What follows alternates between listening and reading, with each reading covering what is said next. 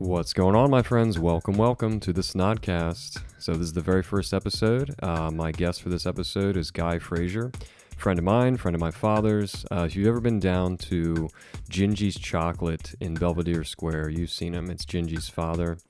Very cool guy. He's definitely had a very full life, and he's been all over, but now he's retired, and he's just working at the chocolate shop. So definitely was excited to have him come in and tell some stories. So without further ado, let's get into the first episode.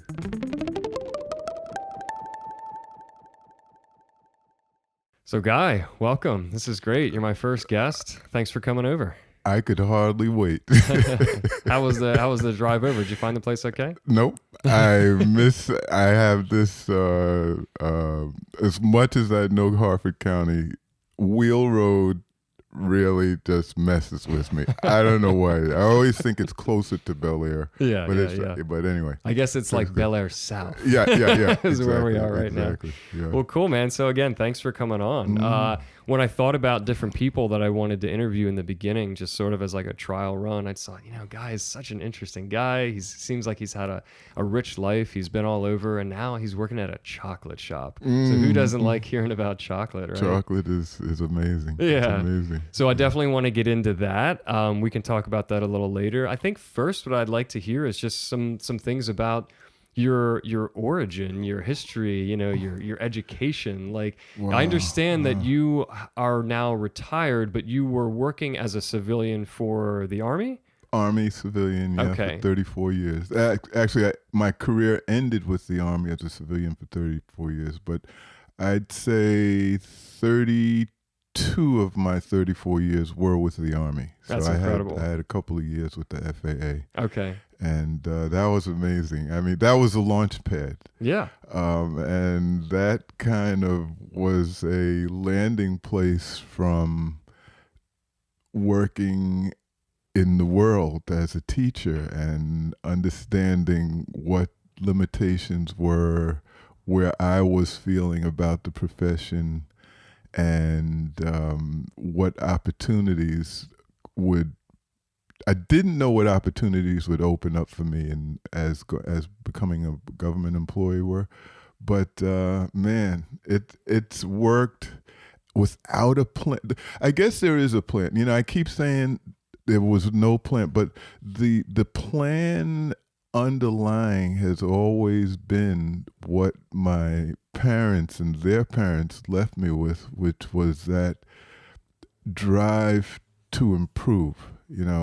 There's nothing that stops you except you from wanting to improve and just figuring out what the available pathways are for improvement. So that's been, it's continued through me to Jinji, into the chocolate shop in a very subtle way, but it's like, okay, there's a wall here. It's open over there. There's somebody that can help pull me in over there. So it's always been this looseness, but also attention to the structure of improvement, and that's been a drive, a very significant piece of who I am.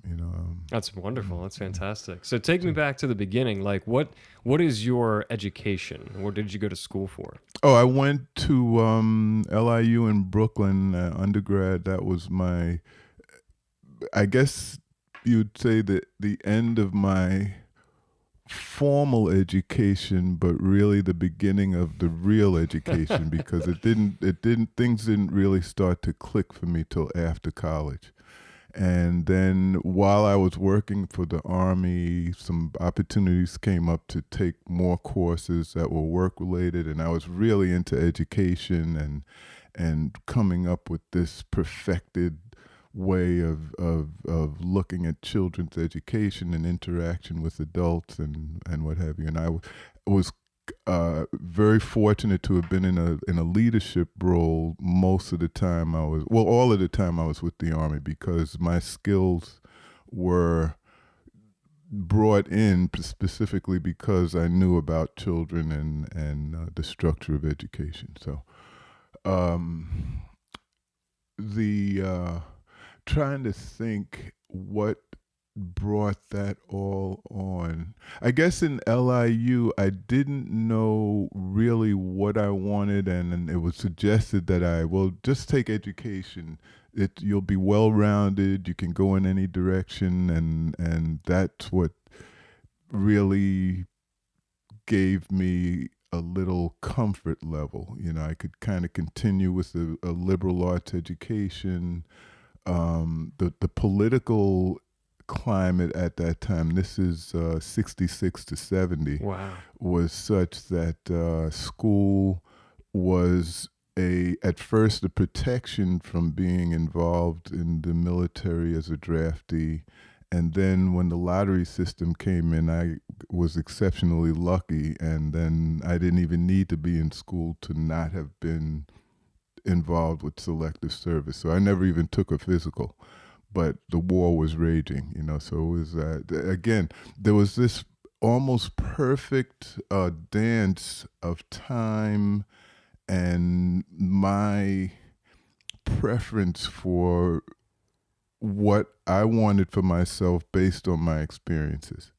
So school led into eligibility. Because I finished school, I was eligible to take civil service tests that would get me into the government on a certain level. Oh, okay. So that's basically how I got in. I did not really have I had a very negative experience with my educational training and moving into the job market immediately after. Unlike a lot of my colleagues, they finished school, took the test, went to school. I see names now of administrators and the chief of the New York City Fire Department. You know, people that I went to school with. I mean, wow. These people ascended through the ranks in ways that were a little different than what was waiting for me when I got out. I could not get a job. Each time I took the what was called a Common Branches teaching test, I would pass the 3 written parts and fail the interview. Oh, no. So, and long story short, males were a no-no in early childhood at that time, and black males was a triple no-no. You know, you are not, you can go in middle school, you can go in high school, you can go, but you're not getting into early childhood. And I still wanted I wanted early childhood or college. So I got into early childhood in the New York City daycare system, but there was really no money. I mean, I got into a leadership role and got really kind of honed what it means to do for people as you would have done to you, and really get this exchange, what it feels like to be a leader and have the respect that you would perceive coming to you as a follower, if that kind of works out. So when I got to the Army, the New York City daycare system basically crashed and burned, ran out of money, closing programs. So I started taking these federal exams and city exams.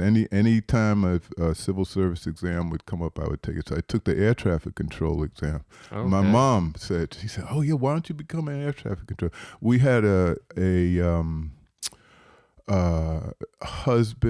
second husband of a relative that was a air safety inspector. He would go to sites of crashes after. Oh, wow. And he was really seen as this Superman. I mean, he was an engineer. He was just really rounded, and he was really looked up to. And my mom said, "Wow, you should try something like that." So I said, "Okay." So I took the air traffic, and I had to take it 3 times because in order to actually become eligible to get selected, you had to have close to 100 on the exam. And when I got the first time, I got a 92. Oh man, I was looking at the mailbox. When am I never happened. So I took the test third time I got almost 100, and they took me and got into the job, hated it. It lasted about 6 months because I went to the academy in Oklahoma City, and what saved me was I again it was this dichotomy. I passed through the aircraft types and characteristics, the weather, the this, the that, but when it came to the actual practice of landing aircraft and having this mental map of where they were in space and how you had to integrate their coming into this imaginary landing pad, I could do it, but not fast enough because I had to think through it, and they didn't want thinking; they wanted reaction. And my delivery is normally slow. I don't speak at 100 miles an hour. These guys, I couldn't. How could you speak that fast and know what you're talking about? But they didn't want you to know it. It was so. What I did as I was leaving, because I was basically washed out, I gave a critique of their training program. They had an 80% washout rate. Oh my goodness. And most of the people, exclusively, the people who passed the course exclusively had been military controllers. So they would just basically repeating what they already knew as controllers. And it wasn't, in terms of that experience with the mental images of these planes flying around, and you're moving their cards around where they are and where they're moving, and talking at the same time, having this interaction with pilots. And it was fun, but it wasn't me. So a little forward, I wrote a critique of the course based on the fact that they were training rather than teaching, and I kind of told them what it would take to increase their rate of success for the students, and they listened. And so instead of throwing me back out into the world, they kind of said, okay, well, you go back to the Eastern region. We'll find something else for you to do. So they kept me instead of terminating me.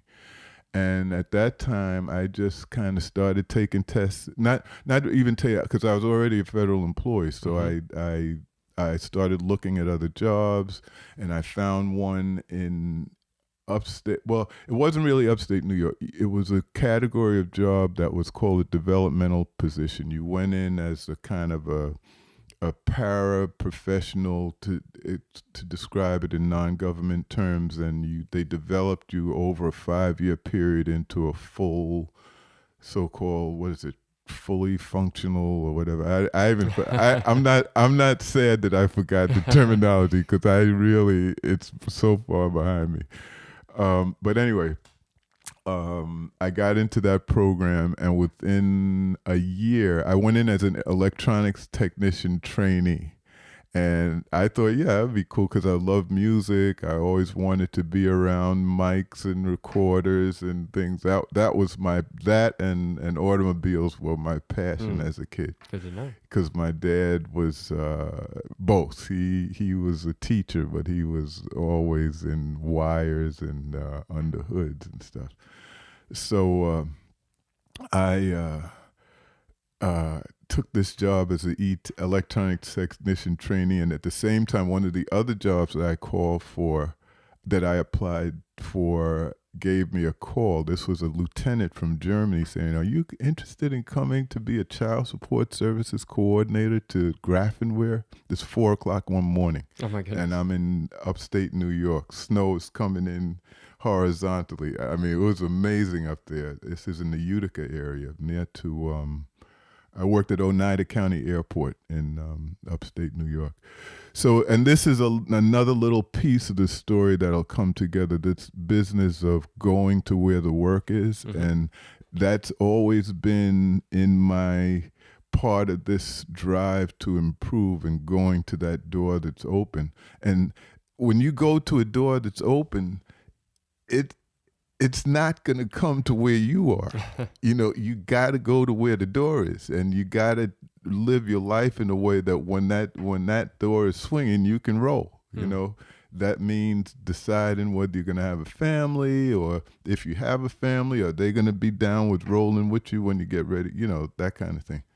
So I got that call. I've been doing algebra and trig every day, all day for 6 months. This is part of the preparation to become a electronics technician. So these are guys that service the lights and all the stuff on the runways for the flights to come in and out. Okay. So it was real. I mean, I had never been that close to a job that you could really kill yourself, because if you made a mistake and didn't understand what was hot and what was not, and what had to happen in order for things to, because I didn't know that. I had no idea about that level of danger, so I was learning as I was going along.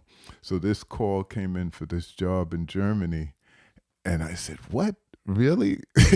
And I was living with my girlfriend at the time, and they asked me who was coming. So I said, well, Margaret and me. And they said, well, who's Margaret? And they said, no. Either you and Mrs. Fraser are coming, or she can join you at a later time. So she had wanted to get married for years. We had been together for about 12 years. So I said, okay. So we got married. Oh, wow. That was it. Boom, boom, boom. I'm in Grafenwehr, Germany. I didn't know a sergeant from a general. I had only World War II pictures and books, Battle Cry and all that stuff that I read as a kid. I was kind of fascinated with that stuff for a minute. But the idea of being an adjunct to what was happening in the Army politically I could live with that, because I thought that, well, I can add something to the lives of these kids just because of what I know. And the structure was there, meaning that there was no structure. They needed people that would come in and straighten this program out. There were thousands of families and children in Germany after the Korean and Vietnam War. Yeah, because Germany was kind of a buffer zone during the Cold War between the so-called communist bloc and the rest of the world. Germany borders on East Germany and that connection with the Soviets and all that. So anyway, I had a very easy decision, because I wanted to travel. My wife was willing to go. We really took off bright-eyed, and turned out I think I had 3 jobs, different cities, different places, each one a definite lock, stock, and barrel pickup move, PCS, permanent change station. 3 of those while in Germany. So this is my 4th. So this is my 5th job already. Oh, wow. In the government, and I started in 1978. Wow. And this is 1980, and I'm on my 5th job already, and each one is better than the one before. Wow. And this was kind of a pattern that began way before the government, because as I went from job to job, each one had a little bit something that was much cooler than what I was leaving. Even though it tore my heart to leave a couple of things, I really wanted to keep it moving. And so Germany lasted until about 85. Yeah, 85. And then we came back, had a choice of going to a place called Fort A.P. Hill in Virginia that I never heard of, Aberdeen Proving Ground, or Fort Devens in Massachusetts. And mind you, New York is home. So, man, how am I going to get back home? I got to get closer, because my dad had passed. My dad passed in 85. And I wanted to get as close to my mom as possible. took Aberdeen.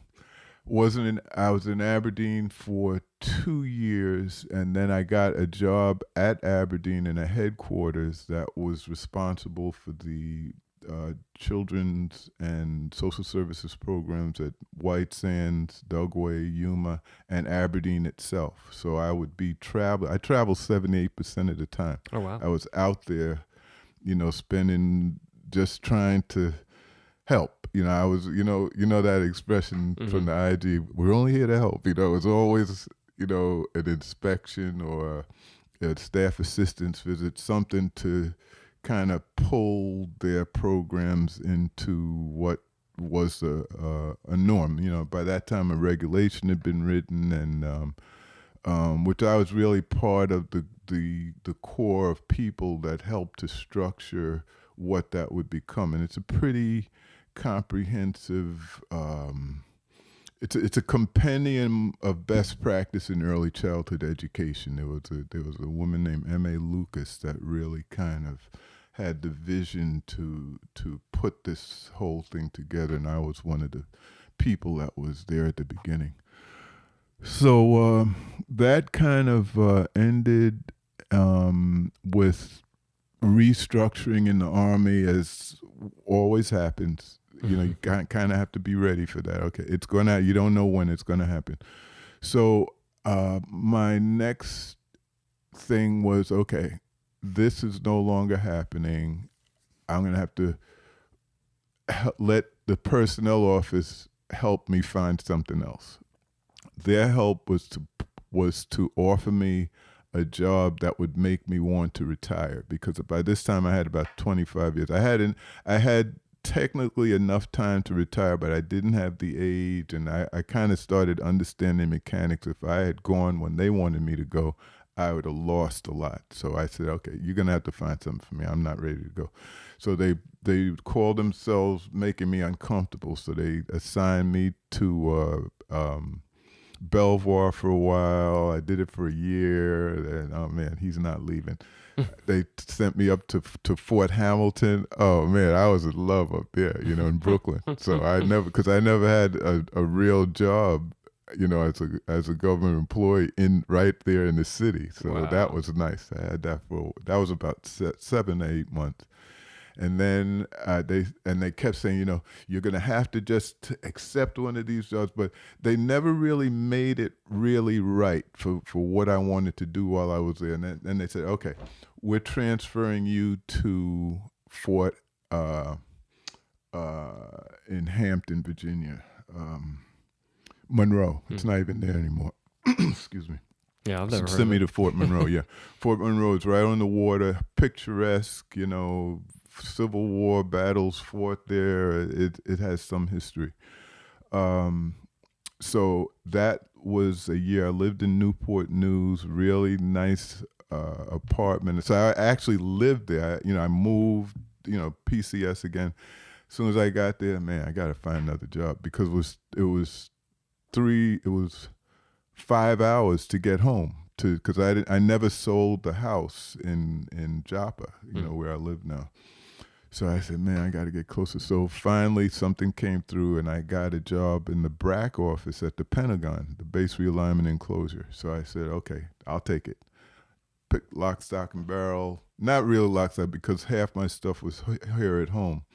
Took the job at the Pentagon, lived in Arlington.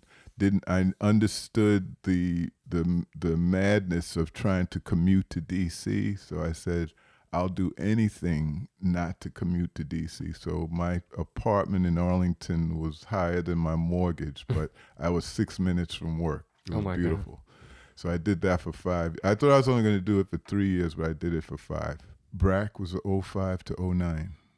And so when the program ends, they expect people to go and find their other jobs or da-da-da. And I was not. I was kind of stagnant.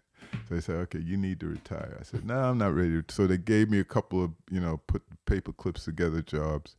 And I took it, and I just waited. I looked at the time that I wanted to have before I retired, planned it that way. And when the day came, I was gone. So what year was that? And that's January of 12. Okay. And that January 30th of 12. And beautiful. Never looked back. And within 3 weeks, Jinji and I had a really close relationship with someone in Germany, which really kind of extended from when we lived there in 85, in 79 to 85. All of that came back around in a way that I was over there. And the possibility to have this other career, we didn't even look at it as a career. Jinji had this idea about chocolate being a vehicle for people to continue to enjoy something delicious, but at the same time keep an eye on their weight and their sugar consumption. Oh wow! So sounds perfect. So yeah, it still is. I think they keep coming back, and we're not putting anything strange in it. It's just except that people. I think people can taste that whole drive to improve, because it's still very much part of what we are now doing. That is too cool. Yeah, man. So that's kind of a nutshell. I mean, Oh, that's great. Yeah, I love it. I love it. Yeah, we can definitely get into the chocolate now. So it was Jinji's idea, but she came to you and said, "Will you help me out with this?" Like, what was your initial role in the company? Well, we were. I was visiting my friends in Germany, and at the same time, the International Chocolate Show was happening in Paris. Wow. So she called and said, this is happening. And I didn't realize that she was coming, this was a trajectory for her. I thought it was just an experience. Yeah, let's come. She came, we went, we had a good time, met a lot of people, understood the differences between who could supply what, and she had been starting to do a little studying. And of course, my experience with the military in BRAC was about project management. So I was coming straight out of this pretty structured way of spending millions of dollars, looking at time and what has to be done and who has to do it. So I was able to add some very recent experience that I had to what we were about to embark on. Oh, no kidding. And it worked out pretty nicely so far. But you asked a question, when did so now this all happened within weeks after I retired, because I was overseas. I was really planning on living overseas for a while, because I really appreciated the level of respect for the arts and the availability of music and people that were very committed to seeing peace and a clean environment, and I was surrounded by these kind of people when I was in Germany. And I was like, wow, I really wanted to. And then speaking a little French, because I had French for 8 years. Oh, and nice. got to visit there several times driving, and I got to drive a lot. I really like driving. Well, I like to drive. I love to drive. And so driving in Germany and France and Italy, I got all over there. I drove thousands of miles probably. And what was your favorite city in Germany? Which one made you feel the most just at home and comfortable like that? Bremerhaven was really the coolest place, because it was easy. It was real easy up there. I could get put my car on a boat and be in Groningen, Holland. I drive there, drive up to Hamburg. It was really, I really like the North. Yeah, I mean, that's one thing I love about Europe too, is like once you're in it, it's pretty easy to get around and go to all the different countries and cover a wide area in a short amount of time. And very short, pretty yeah, cheap too. Yeah, and you could drive quick. Yeah, sometimes. Take the trains, At that like time, yeah. there were a lot of roads without speed limits. I bet you enjoyed that. It was exhilarating. I mean, I think I've learned over the years to kind of handle that kind of thing based a lot on my just I have a pretty good gyroscope in me about where I need to be, in terms of when I'm moving fast and what's going on around me. So it's cool. Far out. Well, so let's bring it back to chocolate a little bit here. You want to talk to me about like the process that you and Jinji kind of came up with that makes your tell the listeners like what's so special about your The chocolate. chocolate. Like Yeah. as far as the ingredients, where you source the materials from. Let's talk about that. Yeah. Well, one of the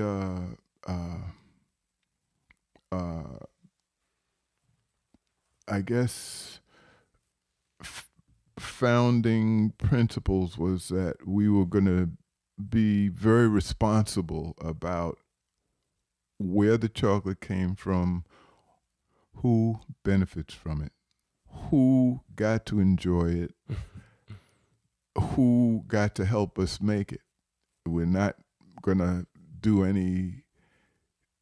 We're not giving up any space on any of that. We really were going to stick to some pretty hard and fast rules. So we sourced the chocolate. We still do, from Ecuador. We met the family that we are still sourcing it from when we were in Paris, all the way back then, and that is, we've retained that relationship. That's incredible. Probably it might be about to change a little bit, but we might have time to get to that. But acquiring the chocolate was a big piece, and then the process. At the time, Jinji was a raw foodist, and that helped to inform the process because she wanted to stick to those principles and not giving any possibilities for the taste or texture of the chocolate to be compromised by the process in which it's prepared. So when it's raw, it's heated at below 105 degrees. Okay. And you're not meddling with the potency of the product or its nutritional structure, or minimally meddling in both those areas. So so all the chocolate has that. Beyond that, we never use any dairy and we never use any refined sugar. There are places that we use honey, and we kind of identify that when it happens because there's some vegans that are very sensitive about honey. We respect that. But that has been what separates us from the rest, and because it's all dark, all of the hype about, we don't really have to give it any hype because it has its own reputation, in terms of being an antioxidant. And then with the bark that we first created, we had health consciousness was the key, because on the bark we used ingredients that targeted hair health, skin health, oh, no kidding, longevity, or vitality, and each blend had a different focus. So, and we still do that, only we changed the names. We had one called Tress for the hair. This one would have been called Tress. I was about to ask. So there's a piece of bark here that guys brought me. So what's kind of infused into that one there? So that one is orange, raspberry, and Brazil nut. Wow. And that combination is for hair health. So if you sit down and eat this steadily till tomorrow morning, you'll get up in the morning and your hair will be. Oh, I'm definitely gonna eat that whole thing. That's for sure. Yeah. No, this is 2 servings. But so this is 1 of 4 at 72%. We have 2 at 72, 2 at 76. And when you taste it and you look, and people come, oh, I only eat chocolate that's 80% and above, and they taste this and they pause, like, what is this? Because it's because of it being raw. Okay. That it doesn't, it really tastes, there's a different level of purity. So we started making this bark and providing it to people in by appointment only, for weddings, for this, for that. Word of mouth kind of got out, and then we got into the Waverly Market as part of another vendor. Stan Neopol was the had been out at Waverly Market maybe 20 years or more. Oh my goodness. And they kind of invited us to come and just have a piece of their table. We were out there for a year. And then we got to learn that white chocolate is really an indoor activity because of sun, because of humidity. Waverly's outside. Yeah. Okay. So we learned, and at about the same time, we were speaking to people at Belvedere Square, and we were invited to come in on a trial, and the trial quickly turned into, you're here. We really need you here, and now. It morphed into a 7-day operation for a retiree. Oh my God. So you're saying you work there every day, in other words? Well, no. I work there, not physically every day. I mean, I do payroll. I do a lot of things at home. Okay. But I'm physically at the shop probably now about 3 or 4 days a week. Okay. And not a lot of hours. Mm-hmm. So I really still respect my retirement status. That's good. And want to keep it that way just so I can be loose to do things, because there's still a lot of stuff, to do. I mean, musically, and I mean, I'm so, when we're sitting and just this process, being in the mic. And one of the things I did when I worked in Arlington was I worked at WPFW, which is a public radio station. It's part of Pacifica Network. And I had a jazz program there for about 5 years, and I loved it. Same thing I did at WEAA for about 5 or 6 years prior to that. And I still feel like I want to get back to that. Cool. So there's still a lot I want to say musically, but musically through others' music, not my music, but through others' music. I really, and as we were speaking before the interview started, you said, "Oh, do you listen to podcasts?" And I was telling you how much I really liked it, but I also, when I see myself just driving and listening, I'm listening to music that I've loved in the past and just hearing other things. I'm listening to music in a different way and coming up with hearing it more mathematically and understanding just what endeared certain songs to me, and just how people like Charlie Parker are able to just raise the level, within a phrase that they just, and just the intricacy of how that happened. And being basically a non-musician, I mean, I could have been family-wise, my dad was a music teacher. I had access to every possible instrument. He was a vocalist also, but I didn't want to practice. I wanted to play. I wanted to hang. Yeah. So that's, to me, still work that is in progress. You got time. Yeah, man. Man. Time. And you like photography too, right? Isn't that one of your other hobbies? Yeah, that's another thing. That was one of his too. He had a dark room in the basement when, growing up. I knew what an enlarger was, and the 3 trays. The rub. All the magic happened dark downstairs. That was cool.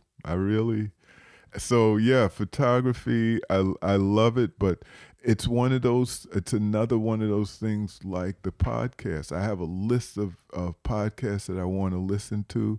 I have, the number of photos that I've taken that I haven't sat down to edit yet or to categorize. I know about when they were taken by month, and I was there that month, and I look back.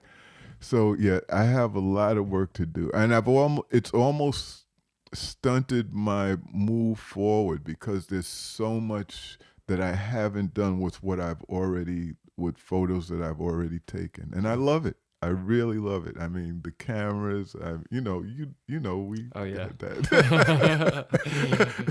So that's there. The passion is still there, but there's just so many hours. You kind of Got to pick and choose. I know, that's the hardest thing for me. Isn't it?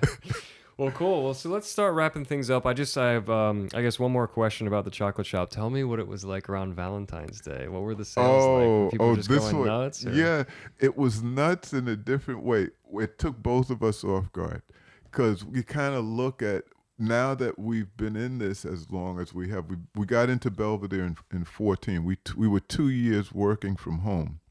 Got into Belvedere in 14. So we have basically 5 years of pretty hard data to show what we did on a certain day. We don't. It's not as specific as it could be, but with what data we have in our memory, we can kind of piece things together. But long story short, the first 5 Valentine's Days, the first 4, 14, 15, 16, 17, first 5 Valentine's Day, the day was a big bang. 14 was better than 13, each successive year, except I think when we got to 17, 16 was a little better. Wow, what could have caused that? Yeah. And then, so then 18 came, 18 was better than 17. Okay, we're on a run. So here's 19 coming. We're kind of ready for the same type of thing. And a week before, we were getting these numbers like, oh shit, this is like it's next week already, because Valentine's Day fell on a Wednesday? It was a Thursday this year. Thursday. Okay, yeah, on a Thursday. So the Thursday before, which is really kind of the beginning of our weekend, it was showing these signs of really popping, and then the whole weekend was up, and then it just kind of moved up, and then when Valentine's got there, it was just okay. This is enough. It's kind of like we saturated our immediate retail audience in a way that there was no need for a rush on Valentine's Day. And it even trailed off into the following weekend. It didn't just end on Valentine's. So we had this kind of a plateau that we stayed on for about 7 days. And it was beautiful. Wow. It was beautiful, man. That's so cool. Yeah.